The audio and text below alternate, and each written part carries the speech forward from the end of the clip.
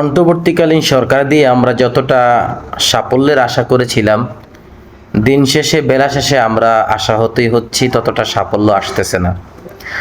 আমাদের নিত্য প্রয়োজনীয় যে সমস্ত জিনিসপত্র আমাদের প্রয়োজনে পড়ে, সেগুলোর দাম দিন দিন শুধু বৃদ্ধি পাচ্ছে। আপনার সবজি বলেন, গোস্ত বলেন, মাছ বলেন, প্রত্যেকটা জিনিস দিন দিন বৃদ্ধি পাচ্ছে।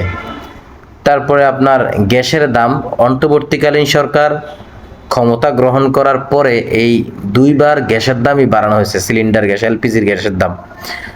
তো এভাবে করে আমরা কিভাবে তাকে সাপোর্ট করব বা জনগণ কিভাবে সাপোর্ট করবে? সে বলতেছে শুধুমাত্র কাঠামো ঠিক করতেছে, এই করতেছে, সেই করতেছে।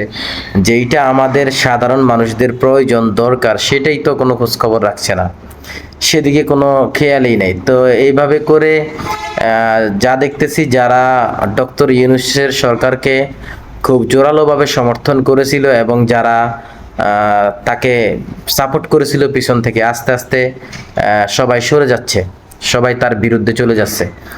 তার একটা অন্যতম কারণ হচ্ছে সে দ্রব্যমূল্যের দাম, এটা লাগাম টেনে ধরতে পারতেছে না। দিন দিন ডে বাই ডে এটা শুধু বৃদ্ধিই পাচ্ছে। শেখ হাসিনা দুর্নীতি করছে, সেটা আমরা সকলেই জানি। আপনারা বলেছেন খবরে, আমরা তো আর গিয়ে দেখি না। আপনারা যা বলেছেন সেখান থেকে আমরা শুনেছি এবং বিশ্বাস করেছি। তো এখন তো দুর্নীতি নাই, এখন দুর্নীতি নাই, তাহলে জিনিসপত্রের দাম এত বৃদ্ধি পাচ্ছে কেন? আমরা তো আশা করছিলাম যে আগের থেকে আপনারা দাম কমাবেন। তারা দুর্নীতি করার কারণে অনেক টাকা এখান থেকে লুটপাট করেছে, খেয়েছে, সেজন্য দাম বৃদ্ধি রেখেছে। আপনারা তো লুটপাট করেন নাই, খান না, তাহলে জিনিসপত্রের দাম এত বৃদ্ধি পাচ্ছে কেন?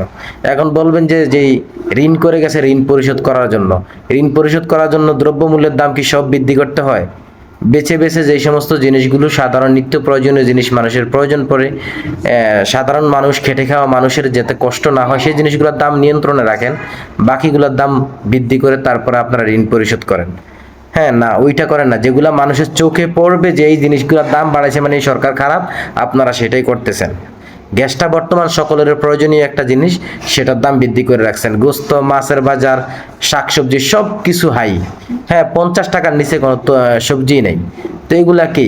আপনারা এগুলার লাগাম যদি টেনে না ধরতে পারেন, তাহলে অচিরে আপনাদের বিরুদ্ধে আন্দোলন আমার মনে হয় শুরু করে দিবে মানুষ। মানুষের কিন্তু পিঠ দেয়ালে ঠেকে যাচ্ছে। শেখ হাসিনা দুর্নীতি করছে, আপনারা করেন না, তাহলে জিনিসপত্রের দাম এত বৃদ্ধি পাচ্ছে কেন?